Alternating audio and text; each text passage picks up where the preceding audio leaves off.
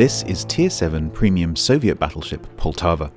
Designed as a Type B battleship around 1938 alongside the larger Type A battleships such as Vladivostok, she was never built but would have acted in opposition to enemy cruisers and battle cruisers. At first glance, you might think that she compares to her tech tree cousin Sinop, and this review will mainly compare the two ships, but after a closer look, you realise there are significant differences between the two.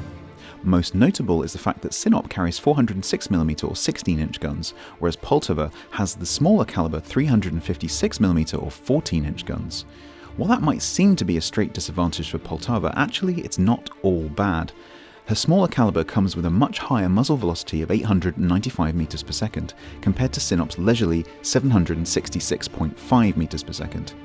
Counterintuitively, that actually gives Poltava around 20mm of additional penetration over Sinop at all ranges, so her smaller guns are actually better at penetrating better armoured ships than Sinop.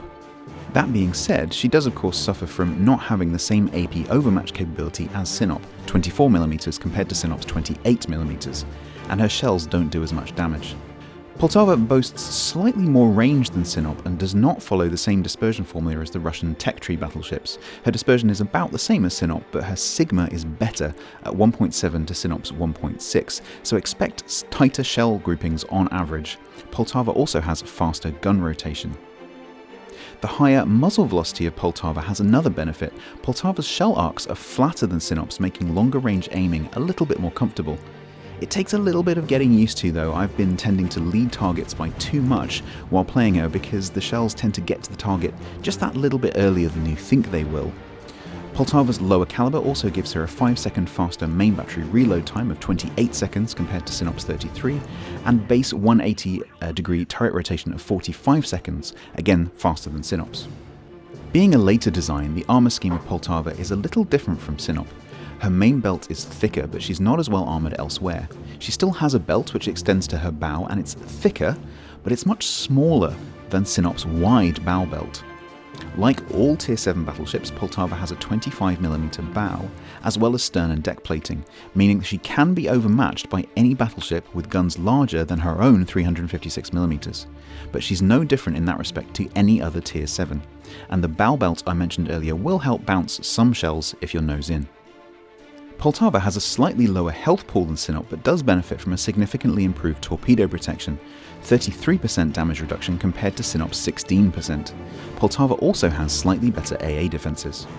Poltava is faster in a straight line than Sinop by 2 knots, with a maximum base speed of 29 knots, but she has a larger turning circle and slower rudder than her tech tree colleague.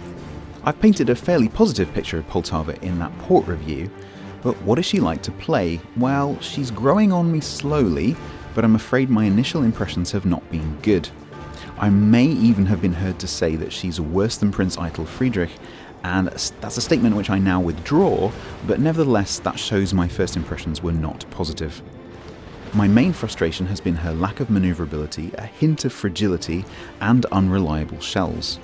A battleship which can't turn well needs to be tanky, and she just doesn't feel very robust. You really feel her lighter armour scheme and lower health pool compared to Sinop when you're angled. The thicker main belt does allow you to broadside a little bit more safely, but you are far from immune from citadels from other battleships. The high muzzle velocity makes her guns fairly reliable against battleships, but ironically, despite being designed as an anti-cruiser ship, in-game she's fairly hopeless against cruisers. At close range, her low Russian dispersion means you'll get plenty of shells on target, but high penetration values mean you'll usually overpenetrate with AP.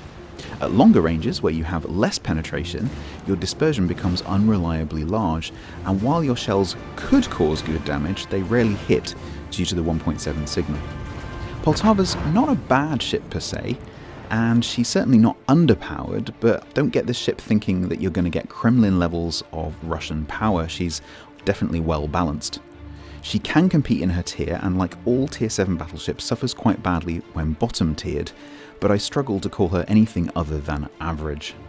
A few tips for playing her: she can't tank for long, so at the start of a match either stay back a little or get an island on one side of you to protect your flank. She does have the Russian-style DCP, so she can tank fires and floods in a push, but only really once, so like most Russians she's best off waiting patiently for the right time to push. but perhaps wait a little more cautiously than in other Russian battleships.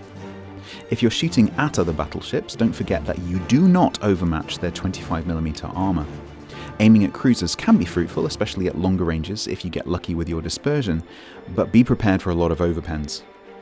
Don't bother shooting at destroyers unless they're within about 8 kilometers, and try to take torpedoes on your midsection if you have a choice, as you'll get that nice 1/3 damage reduction. At time of recording, the method for Poltava's release has not yet been published, but if you're watching this, she has been released and is now available either in the premium shop or in-game. See your regional news portal for more information.